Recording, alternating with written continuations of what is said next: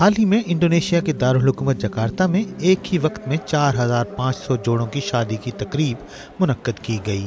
تقریب میں ان غریب جوڑوں کو مدعو کیا گیا جو یہ خوشی اپنی جیب سے حاصل نہیں کر سکتے تھے اور جن کے پاس شادی کا لائسنس لینے کے پیسے تک نہیں تھے۔ یہ تقریب حکومت اور غیر سرکاری تنظیموں نے مل کر منعقد کی۔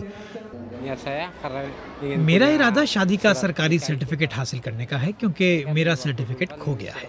اس تقریب نے مجھے موقع دیا ہے کہ میں یہ بنوا لوں کیونکہ ویسے یہ بہت مہنگا پڑتا ہے۔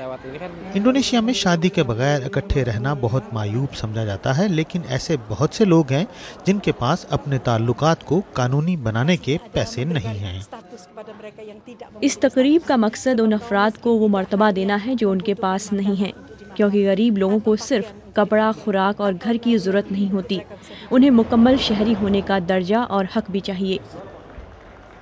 انڈونیشیا میں شادی کا سرٹیفکیٹ صرف جوڑے کی ساکھ کا مسئلہ نہیں ہے، بلکہ یہ ان کے بچوں کے مستقبل کے لیے بھی بہت اہم ہے۔